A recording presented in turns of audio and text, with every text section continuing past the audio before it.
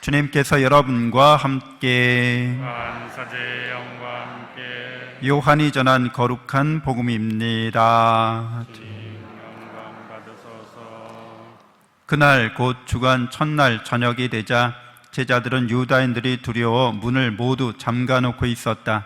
그런데 예수님께서 오시어 가운데 서시며 평화가 너희와 함께 하고 그들에게 말씀하셨다. 이렇게 말씀하시고 나서 당신의 두 손과 옆구리를 그들에게 보여주셨다. 제자들은 주님을 뵙고 기뻐하였다. 예수님께서 다시 그들에게 이르셨다. 평화가 너희와 함께, 아버지께서 나를 보내신 것처럼 나도 너희를 보낸다. 이렇게 이르시고 나서 그들에게 숨을 불어넣으며 말씀하셨다. 성령을 받아라. 너희가 누구의 죄든지 용서해주면 그가 용서를 받을 것이고 그대로 두면 그대로 남아있을 것이다. 주님의 말씀입니다. 그리스도님 찬미합니다. 찬미 예수님, 하나님의 복동이 고맙습니다. 고맙습니다.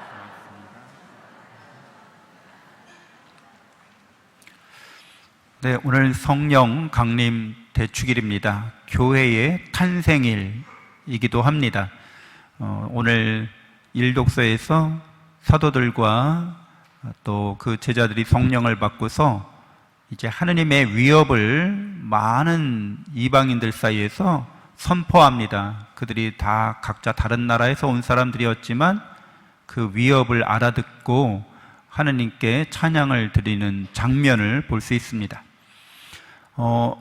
성령께서는 이렇게 우리를 소통하게 해주시는 분이시죠. 우리가 외국어를 쓰는 사람들, 외국인들 보면 약간 울렁증이 있잖아요. 특히 영어 울렁증이 있어서 요즘 뭐 어플도 잘 나와 있지만 이제 실생활에서 이렇게 외국어를 듣게 되면 잘 대응하기가 좀 쉽지 않아요. 또 어느 분들이 해외여행 가서 교통사고가 났는데 이제 앰뷸런스에 그분이 실리면서 이렇게 구조대 사람이 이제 괜찮냐고 하와이요 하고 물으니까 어떻게 대답했겠어요? I'm fine, thank you. And you? 당신은 어때요? 우리 영어 회화 할 때 항상 쓰던 말이어가지고.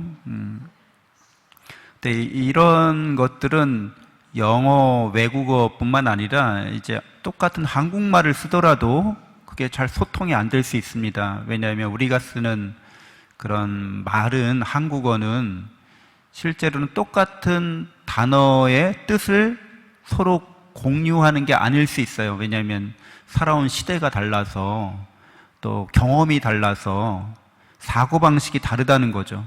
그렇기 때문에 똑같은 단어로 우리가 이야기를 해도 전혀 다른 의미로 그것을 해석할 수도 있습니다. 그래서 이런 것들을 불통이라고 하죠. 한국 사회에는 특별히 그게 좀 심한 편이긴 해요. 왜냐하면 우리는 압축 성장을 했잖아요. 다른 나라에서 300년 걸릴 일을 우리 50년 만에 해냈다든가, 그 말은 천천히 차근차근 이루어져야 할 일들이 한꺼번에 이루어진 거죠.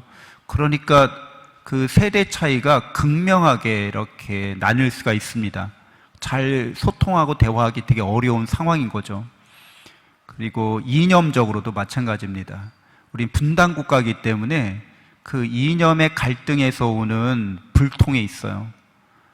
그래서 진보야 보수야, 좌야 우야, 이런 거를 묻게 되고, 이런 거에 따라서 우리는 서로 상대방을 있는 그대로 인정 안 하려고 하죠.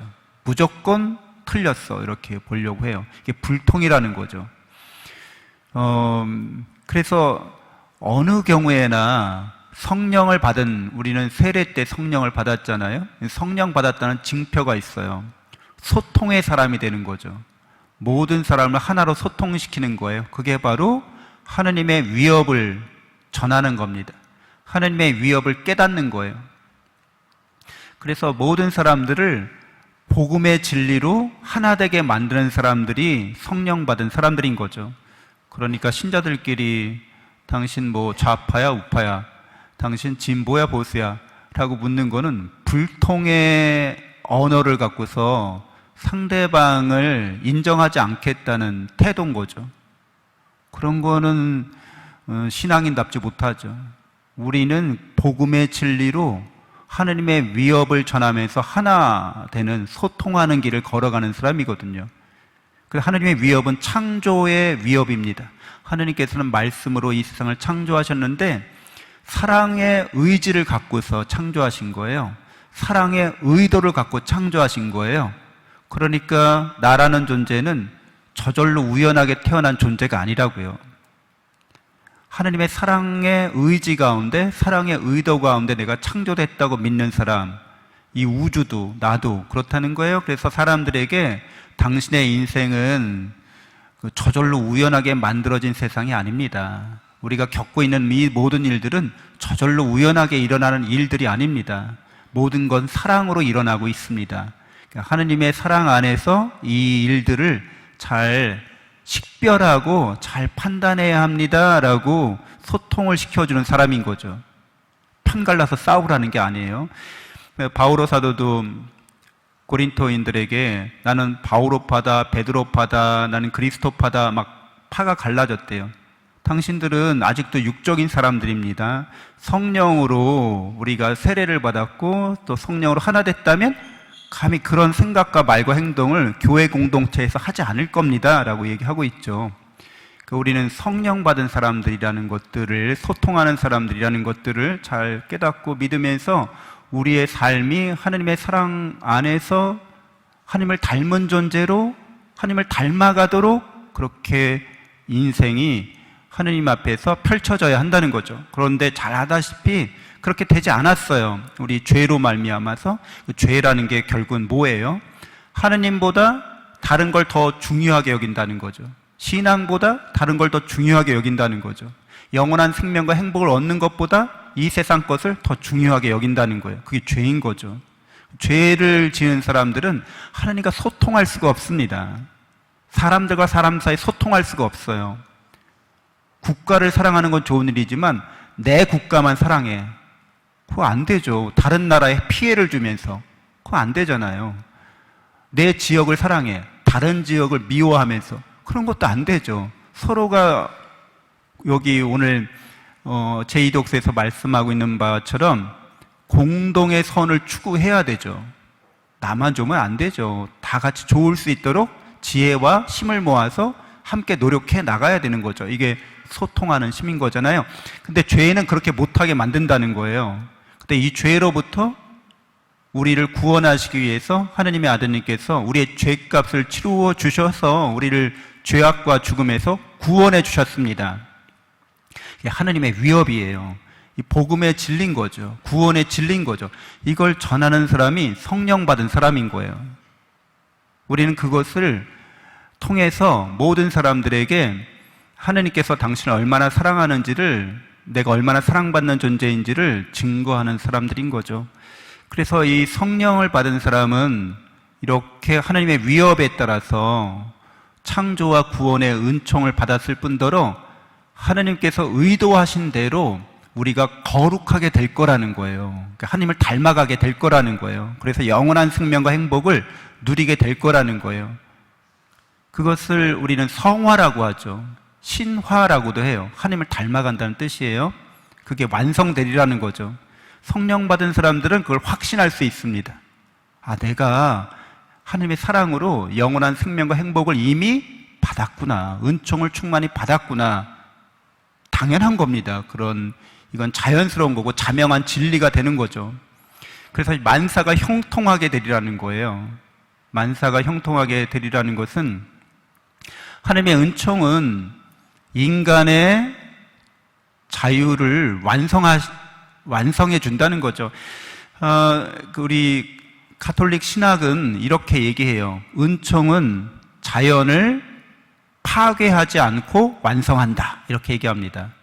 이건 무슨 뜻인가 하면 하나님의 이 사랑의 은총이 인간에게 자유의지를 주었는데 인간이 자유의지로 죄를 지었음에도 불구하고 인간의 자유의지를 뺏지 않으시고 파기해버리지 않으시고 그 자유의지가 마침내 사랑으로 완성되도록 도와주신다는 거예요. 성령 받은 사람은 그것을 깨닫고 믿고 희망하는 사람이라는 거죠. 그래서 여러분은 이미 천국에 와 계신 겁니다. 성령 받은 사람들은. 그래서 이게 개신교랑 다른 점이에요. 개신교는 오직 은총만으로만 강조하잖아요. 인간의 자유는 파괴됐다는 거예요. 개신교는 그렇게 가르쳐요. 그렇기 때문에 인간이 자유롭게 하는 모든 일들을 다 부정해요. 성경만으로, 은총만으로, 믿음만으로 구원받는다고 하는 주장이 바로 그런 주장들인 거예요. 인간의 자유나 인간의 이성이나 인간의 문화 이런 것들은 다 부정되고 배척된다는 뜻이에요. 우리랑 다르죠. 그러니까 우리가 믿는 이 신앙이 하느님의 사랑에 부합하는 진리가 됩니다. 하느님은 우리를 사랑한다고 하면서 너희는 아무것도 하지 마. 내 은총이 다 할 거야. 이렇게 하지 않으신다는 거예요. 내가 은총으로 너희를 구원할 텐데 너희가 자유롭게 하는 일들도 내가 내 은총으로 완전하게 해줄 거야. 이렇게 한다는 거예요.